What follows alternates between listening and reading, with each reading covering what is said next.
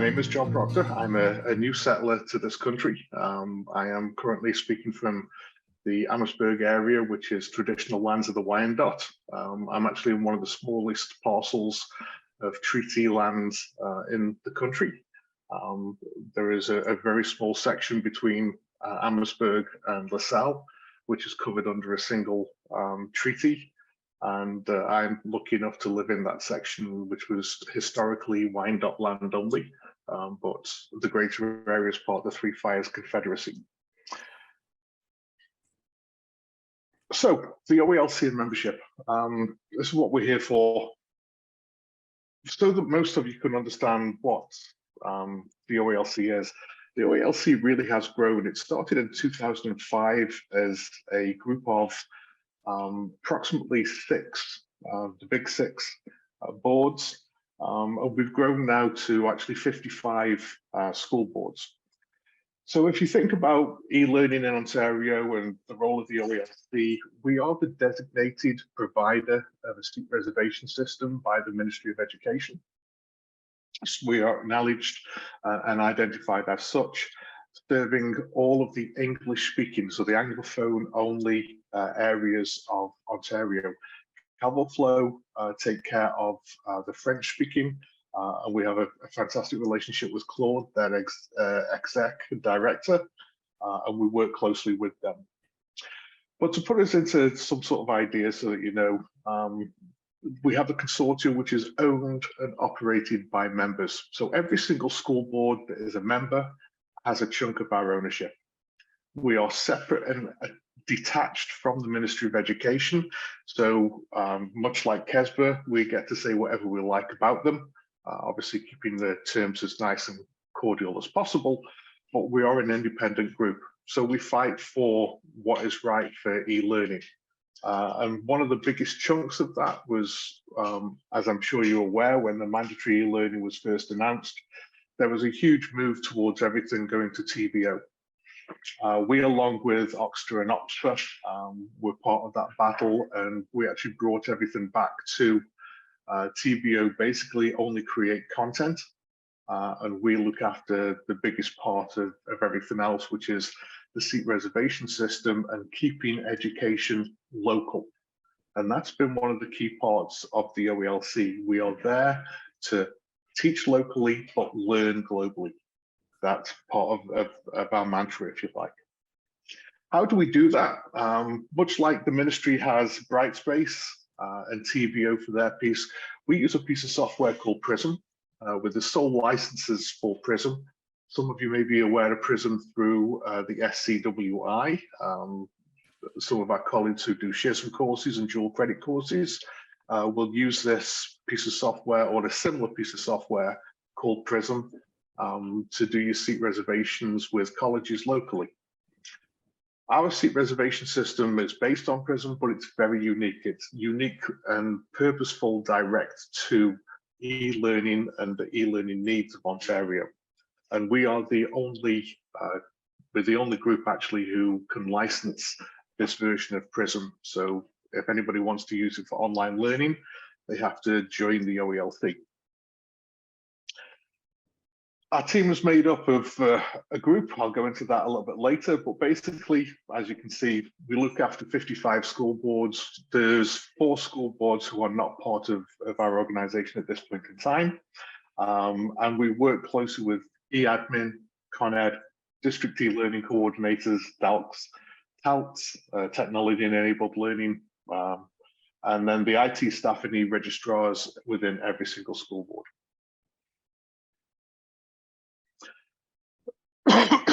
As I've mentioned, as an organization, we have a very specific working frame. We have an executive committee, which is made up of every single one of our members. So we have 55 members. They vote and generate the executive committee who look after all of our policy. So they work at the policy level. Within that policy group, we then have members who are normally named superintendents or principals at the school board level. And there is one for every single board that's a member. And they hold voting rights to decide what we do as an organization. And then there's a field operations group, and this really is our groundswell. This is where we get all of our ideas from the chalk face, and that is very much what the OELC is about. And again, one of the key reasons why we're here today, we want to hear the voice of the educators, the people who are actually doing the work, so we can build to provide a service to them that's more effective than the one we've currently got. And that's what our field operations group really is about. Professional development. This is Lisa's portfolio, in all honesty. Lisa is phenomenal. She is there. She works for PD events. We have our biannual conferences, which are staged in Toronto and then up in Ottawa. And then we also have a series of webinars and collaborations, including a virtual online teacher training series called Vault, which just took place. The software I explained about, Prism, that works alongside all of the SISs. So whatever SIS you're using within Con Ed, we can actually integrate your SIS into Prism to take out of those steps where you've got people doing extra work. We can just make it manually, automatically rather, transfer from one place to another and both read in and read out. So there's that advantage that you have with us.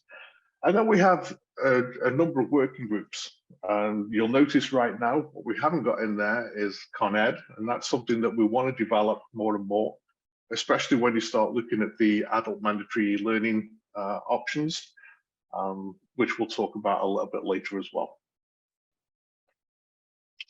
So this is what we look like. This is our organizational structure. If you think of me as Paul Cox, I'm up there and I basically look after communication, coordination. I manage the group that are with me, and I'm the direct line between our field operations and our executive and membership. With me, I have a technical director who looks after the finite problems in Prism.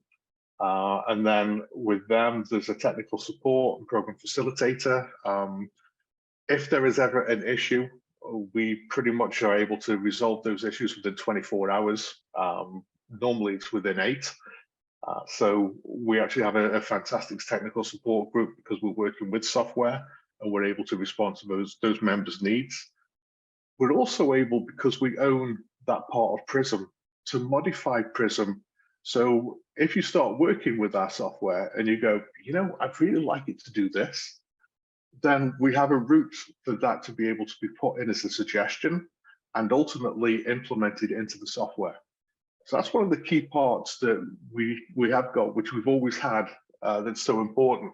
We have that response to be able to take care of those specific needs of our members. Lise, would you like to share a little bit about your role? Also gives me a quick opportunity to slurp some water. Yeah, absolutely. Thanks, John. Yeah, it's funny, as you were saying about the giving ideas, I automatically thought of the pie in Brightspace. I don't know if anyone's used to working with that, but the product idea exchange, where you kind of put this idea in and it's this big behemoth that sometimes it doesn't ever come out again, it feels like. So because we're a smaller team and we're able to respond to your requests much more timely than that. It did. Usually you hear back like fairly quickly, and the team is really great. Todd and Brian are 2 support people. They're amazing at looking after needs. But anyway, that aside, so my role in terms of the OELC is kind of program planning and pedagogy. And so I do a lot of work with school boards. I do presentations with school boards in terms of pedagogy, and we're training teachers. And so it can be anything from like kind of an initial boot camp to get them going and teach them the basics about e-learning, or looking more at specifics around maybe it's course design, effective course design, maybe it's effective assessment techniques, all that sort of stuff, like CRRP. There's all sorts of different kind of presentations we do. So in addition to Bolt and Volt, the conferences that John talked about, we also do, and I work with John and then our other colleague Brian on this, on Pride and Pedagogy, which is a series of webinars that we do once every other week. And we talk about all these kind of all things pedagogy. We have a topic designated for every week. So for example, the one coming up sorry, it's every other week. So the one coming up next week is talking about UDL and DI in e-learning and how you can make that happen and some tips and tricks. So yeah, it's a really interesting conversation. We get lots of people coming in and supporting us, and it would be amazing to work with this group as well in terms of getting some of those pieces shared out more globally with other people. So. And just to highlight, as we're swapping over slides, as Suzanne just mentioned in the chat, if you do have any questions, please feel free to put your hand up, post it in the chat. I know we've got the big chunk of time there. We really want to delve into discussion later, but at the same time, we don't want anybody harboring a question and then forgetting what it was. So how do you get access to the PD sessions? I'll actually do it in full later. I'll do a share screen so you can actually see, but the OELC has an intranet, and everything that we do is available on that intranet. So if you want a member board, then it actually checks you by your membership board and gives you access automatically. It's quite clever. It's a single sign-on authentication piece. And it will give you access, but I'll show you exactly where those pieces are momentarily. Thanks for the question, Escobar. I will make sure that, sorry, Claudia, I'll make sure that that is shared. So as I shared, originated, oh, let's go back one. Originated in 2005. This gives you some idea of how big we are. So, you know, in 2021-22, 67,000 courses. That was a 162% increase over the last 2.5 years. You can also probably anticipate what happened on that. I think we had a little COVID incident that started creeping in that impacted all of us in such a significant way. The OELC were able to respond to that rise, and we're also going to be able to respond to the next rise, which is the mandatory e-learning credits that really are going to be kicking in next year in full. The second part is we recognize and we understand that teaching and learning online is different to face-to-face. It's not better, it's not worse. It provides certain opportunities that can be presented in a different way. But it's the whole piece that, you know, when you look at that whole enableism piece, we go in with the mindset that, oh, and this is what some people do with e-learning, oh, it's not really suited to e-learning. Well, you imagine that if you turned around and said that to any children 20 years ago, oh, you're not really suited to the classroom. It's not about whether or not the child is suited or the student is suited to one model or another. It's what we do as teachers to enable them to show their best selves through the medium in which they're engaged in. And that's one of those key parts. You know, Anthony Mohammed talks about that really, really clearly when he's talking about his fundamentalists and his changed agents. And that's one of the key parts. It's that mental piece of recognizing that everybody can do well. It's just that we need to personalize and be more precise in what we're doing online to be able to support. So again, just to give you an idea of growth, we have had very significant growth. Up until this year, there was only one member of the team. That was Todd. He was the executive director. We now work with 4 people, and that's enabled us to open our scope back up, because in the last 2 years, we really haven't been able to do anything other than seat reservation and then, much like everybody else, work in survival mode. So this year really has been that reflowering of the true meaning of what the OELC is about, which is the whole engagement within e-learning, the supporting of the pedagogy, the supporting of our member boards, and also, you know, utilizing and improving the software to make sure it's the best possible software for our members to have available. We do actually have 55 boards at the moment. There are just 4 public boards who are not members. We also have the QEB, which is a large Indigenous education board. which covers the whole of, well, it covers actually from Lake Simcoe through the north, all the way over to near Quebec.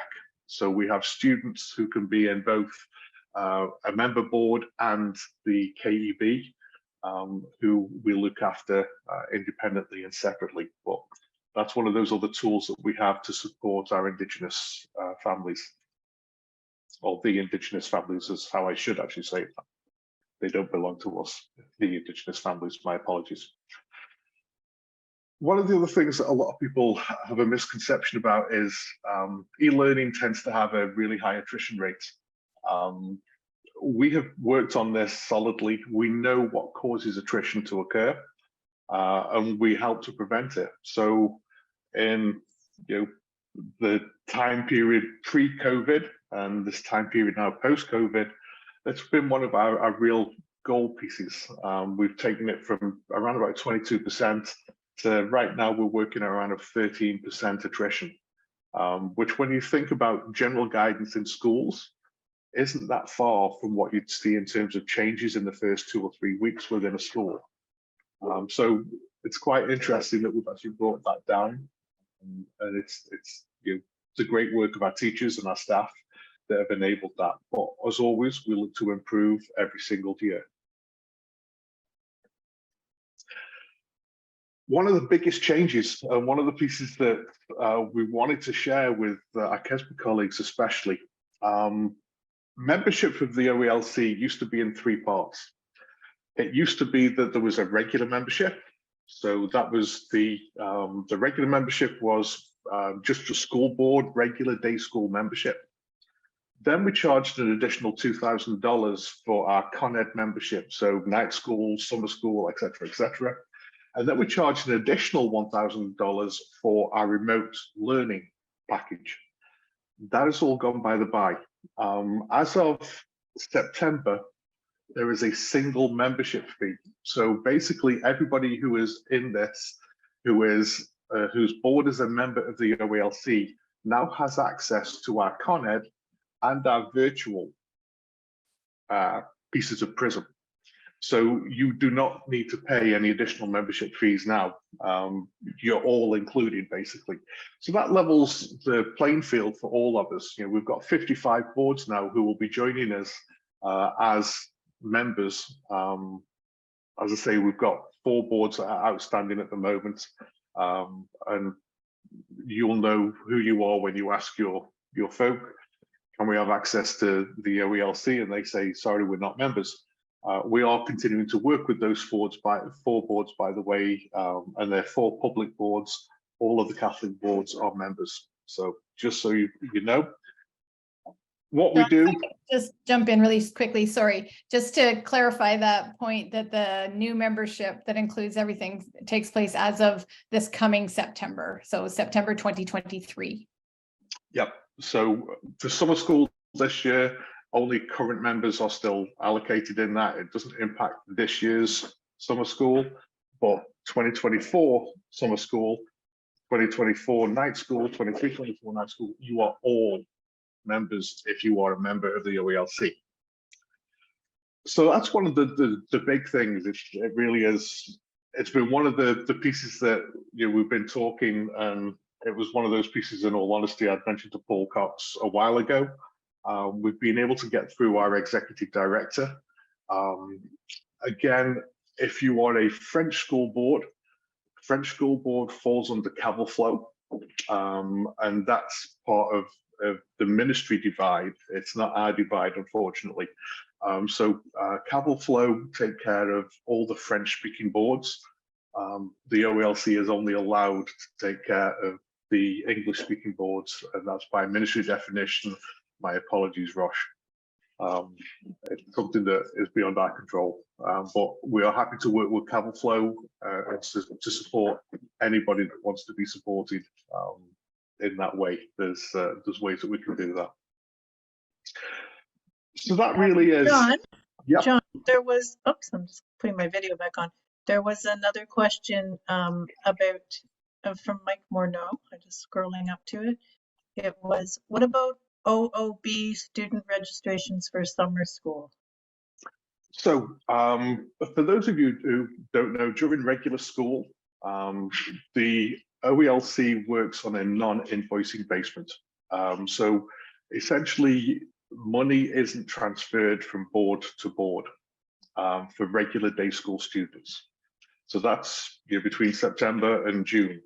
When you get to summer school, those students are registered with the board that provides the education, and the funding goes with them.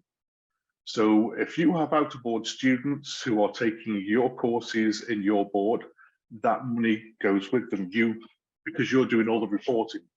So you report those students on your Con Ed ONSYS, and you get the funding for them. You just send the report card back to the home board, and hey presto, that's how it does. So summer school registrations for out-of-board students are done through PRISM. You own the student during summer school, you get the funding for the student during summer school, you report back to the students, you send a report card basically to the student, and another report card to the home school. Hey presto, that's your summer school, and you get funding. Does that help, Mike? Is that what you meant? I wonder if it might be a good idea, John, to clarify about the which boards, whether the board has paid the summer school fee for this year or not, whether they can take out of board students or not. Yeah, Mike Okay. was saying, are there any additional fees required as well?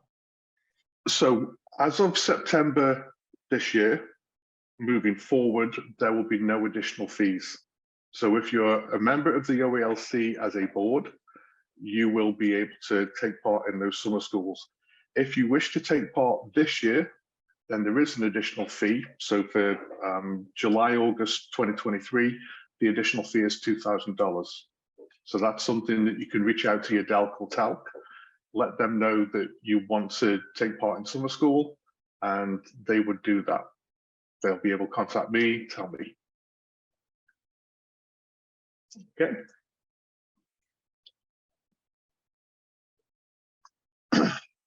So one of the interesting and fun parts, of course, with all this, and one of the bits that we've had previously, is we do this with summer school.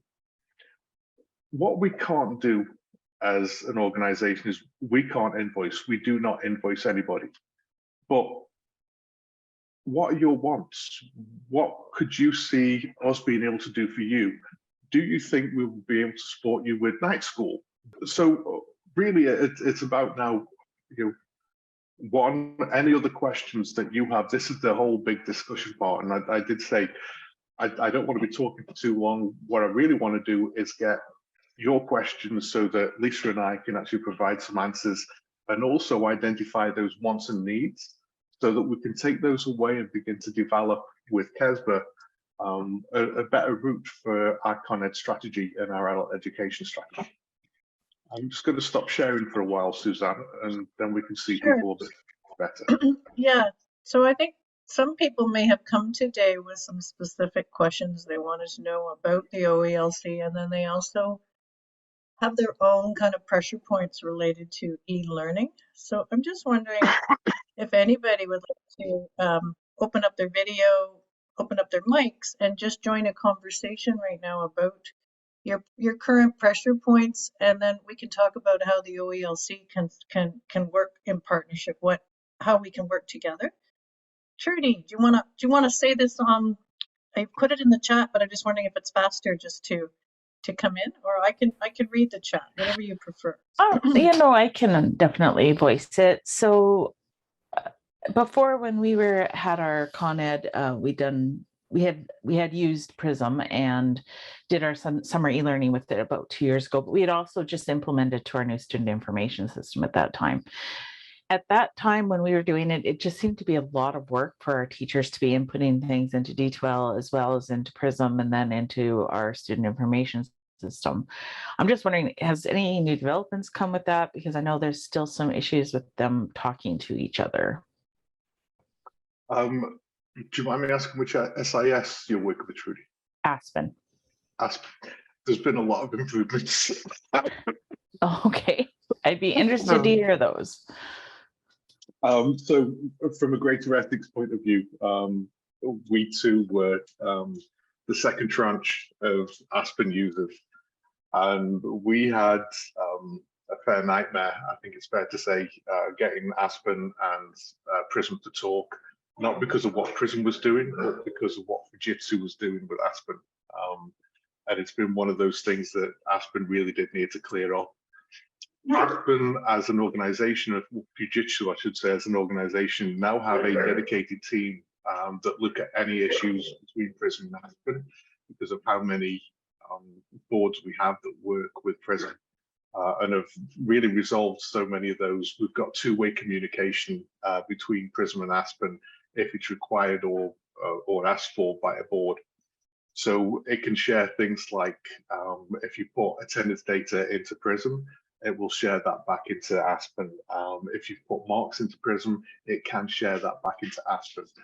But your IT department need to ask for that to happen and need to do a little bit of work on their end. It's certainly no additional work for the teacher, but it is additional work for your IT in the back end because that's part of the disconnect as well as getting all the fields to line up accurately. But Aspen has become a much better partner and resolved a lot of those issues for us. So what about, so it's great that if they just put it in Prism, they'll put it into Aspen, but what about also into D2L? Is it able to do all three or just the two?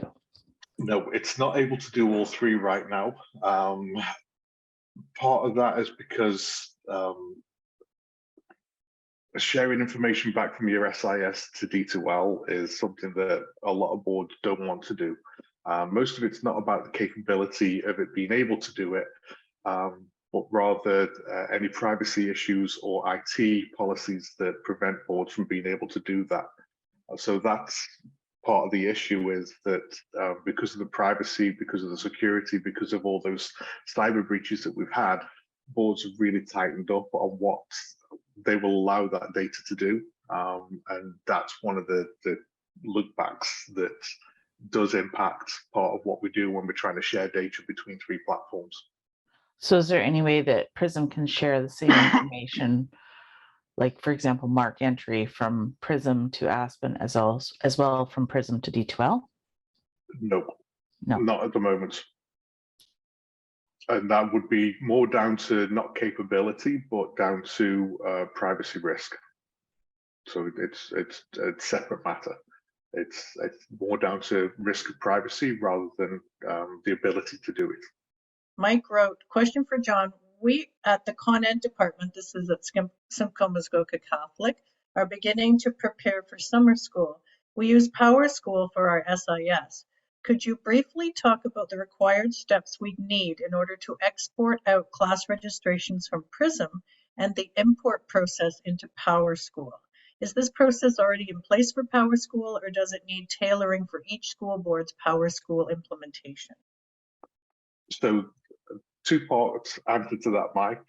Yes, we can do it. Two, could I do it? Could I explain it to you briefly? One, I'm not the technical guy, I'm the exec. But what I would tell you to do is to reach out to Brian Chen, who is support at oelc.ca, and he will be able to take care of the whole of that issue for you. It's not a difficult one, and he can do that, and he can also explain to you and your IT guys what needs to be done. So yeah, it can be done. There's no issue with that. Could I explain it briefly? It's not my remit, so I'll be honest, no, he can. He's the guy. Excellent. So maybe should we put his email in the chat or something? Yep, I'll throw it in Great. now. Okay, Allison, go ahead. Thanks, Suzanne. I'm new and to the Con Ed world for Simcoe County. So sort of echoing a little bit of what Mike said, as well as Trudy. I'm presuming then if the export of student lists is able to be done from Prism and then be able to export into Power School, then I presume that some of the similar philosophies that Trudy was asking about Mark sharing and information between Prism and Power School is a feasible option as well as it is like for Aspen? Yes. Okay, great. And so, that is some of the concerns and some of the pressure points for our faculty that continues to come up. just in terms of the registration process, and then how does PowerSchool grab that for scheduling? That's something that's recently come up. How do we input that data and not lose students who have, quote, sort of that fifth period, or not in the traditional 1 to 4 schedule of the timetable that PowerSchool is building the school timetable off of. And so the ability for those two platforms to communicate a little bit more clearly would be really advantageous for our schools as well as our faculty when we're inputting that information. So would we go through sort of that same philosophy of connecting with your IT just to gather that data and information? Definitely. Brian is actually, his former board is PowerSchool, so he knows PowerSchool inside and out and how it interacts with Prism. And I have to say the work that the two Simcoe boards, the coterminous boards, are doing up there is phenomenal. I love how you're working together with Unite Schools already and utilizing that through Prism. It really does resolve some of those issues that you've got where there is a need for, or there's a question mark need for from section 6 of the ConEd paper for the possibility of face-to-face if anything happens at ministry. But I love how you've got that working together right now. Congratulations to the two coterminous boards there for that great work. Excellent. Sounds like, Allison, that answered your question. Does anyone else have a particular pressure point or need or something that you'd like to ask related to e-learning in your board? I have a question. I guess it's to Lisa regarding pedagogy and, effective course design, because Prism's new to me. I'm a teacher, so I don't get involved in the registration process, but within the OELC, I take it members create courses and share courses. Is that correct? So sometimes, yes. Okay. Typically, we have that, like in regular secondary, we have the advantage of the courses that TVO has provided and some of the old ones from the ministry. And so when there's a new course from TVO, we kind of suggest people use that one first, but there's some high interest courses and some courses that haven't been written by the ministry that some other boards have written. And then if the board is willing to share it with everybody else, then we have a repository of courses that we make available through our intranet that people then can access from other boards, obviously with the kind of disclaimer that it's up to the board that's taking the course to look at it and make sure it meets all the parameters and the requirements and policies and procedures of the whole board. But yes, there are courses that are written by school boards. And then is it in what LMS do they use? Do they use D2L or what do they use? Yeah, so all Ontario school boards is like OELC members are required to use D2L, like use the Brightspace platform, because we have students coming in from all boards, right? We want to have a common platform for them to be able to navigate and have an understanding of. So. Okay, wonderful. Thanks. You're very welcome. That's what I wanted to hear. It is one of the key parts of our remit is that everything is in D2L. I did promise earlier, and I think I'm on my share screen right now. Can you see the intranet? Yep, thanks, Lisa. So this is the intranet. The email accounts, or the email address rather, as you can see at the top, is just www.oelcintranet.ca. It'll bring you to an initial splash screen that asks you to log in.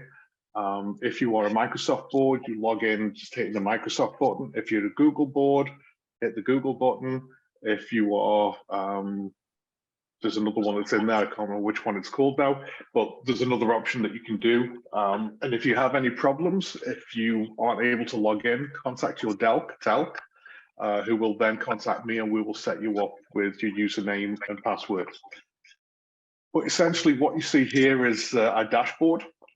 So we have all the announcements, we have the calendar of items that are happening. So we have lunch and learns every week. And we also have a thing called the office, which is like a water cooler. The 4 members of the team just stay online and people can drop in and ask those questions that they need to ask.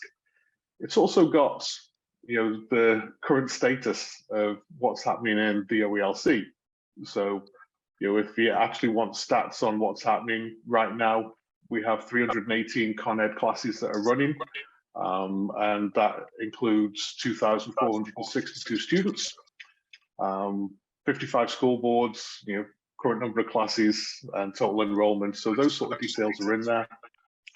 It also gives Prism updates, but the pieces that were being asked for earlier.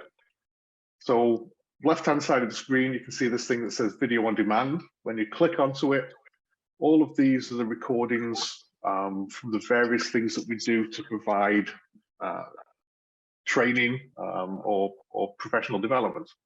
So if I click into Pride and Pedagogy,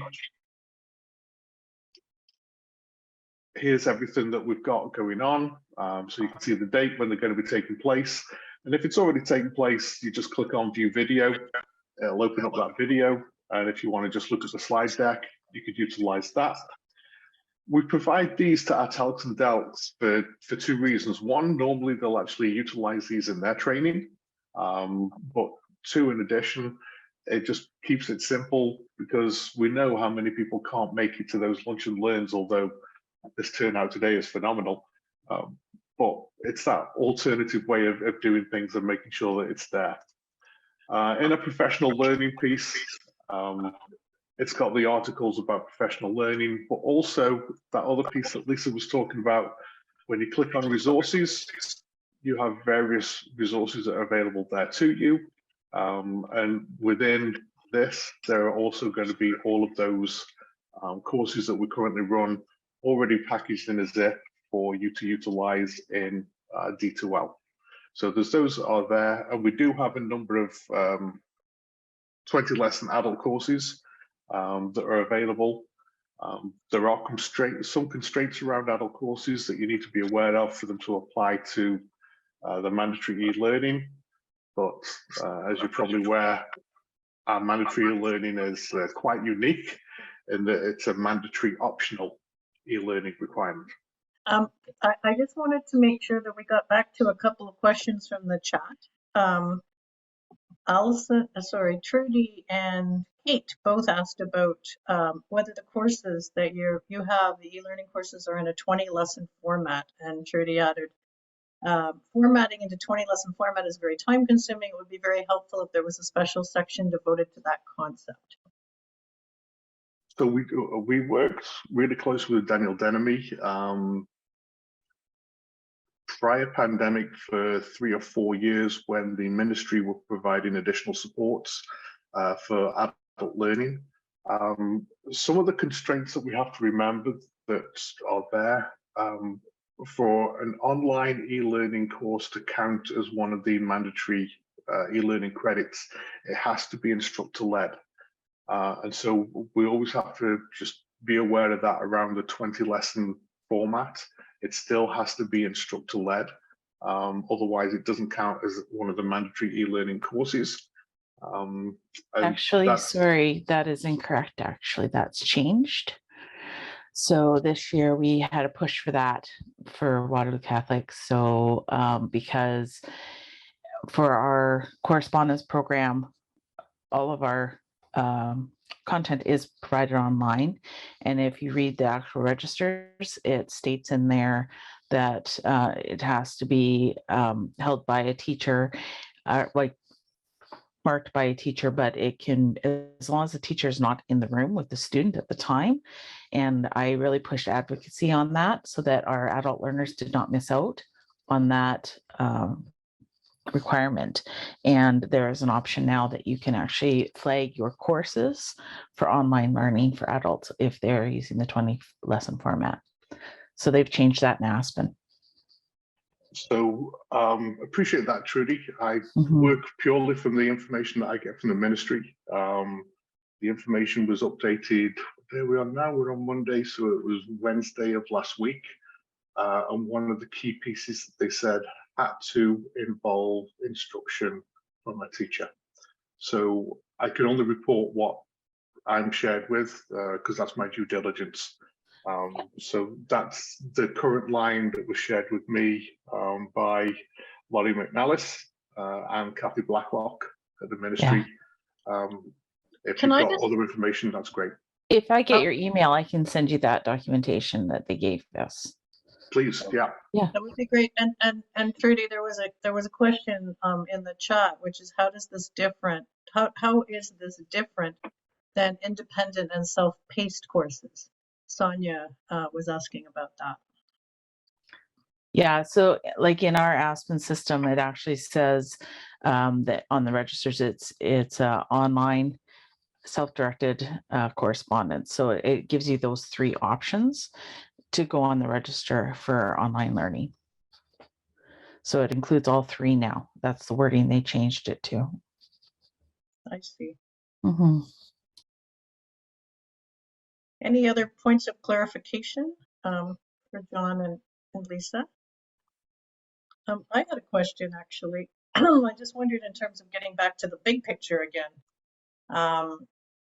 What do you see as the major opportunities in e-learning coming up in the next 2 to 3 years? Like, what do you get excited about? We had such a growth and development in concepts of e-learning over that pandemic period. We really don't want to lose that impetus, and we don't want to lose that learning that took place during that period of time. It really was for staff particularly difficult, because they were thrown into it with little training, with little knowledge, with little background. And for some staff, they struggled right the way through the 2 years, and they left with a very bad taste in their mouth. For some students, the same thing. What our job is now is to ensure that both staff and students get what they need to reaffirm the confidence in e-learning and the structure of e-learning that is taking place within Ontario. Internationally, Ontario was looked at because of how well we provide our e-learning to our students, and the great structures, the great pedagogy that goes on here. And that's one of the key things that is an important message to keep on building on is, e-learning is for everybody. It's an opportunity for those to learn. It is interesting, it's mandatory, but it's optional mandatory. And that's one of those pieces, as I say, even for your adult learners, remember, if they don't secure a mandatory option, then sign them out. But what we try and do, and what we try and recommend with our regular school boards, day school boards, is that you don't provide them with an opt-out in grade 8. Instead, if they haven't been able to get a course that fits that criteria, then give them the opt-out in grade 12. So it gives the opportunity rather than takes an opportunity away and makes it more difficult.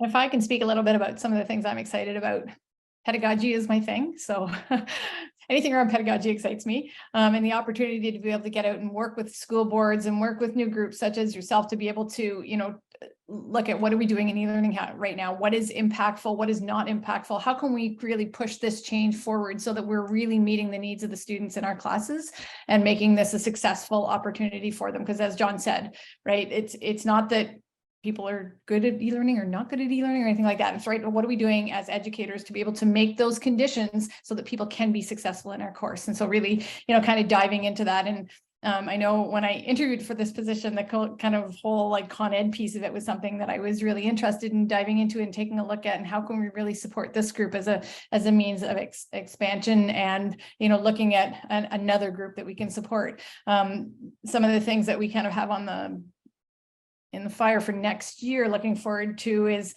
looking at doing some collaborative inquiries, and we can do them within a board if boards want to do that, but I'm really hoping that we can kind of get some cross-board collaborative inquiries where we're really diving into best practices from different boards and looking at how we can come together as a province and as a program, and really looking at these collaborative inquiries and digging into to push practice forward and make things a situation where that learning environment is beneficial for all students out there, right? Looking at UDL and DI and assessment and all those pieces that really make a course great. So that's kind of some of the things that excite me as we're moving forward.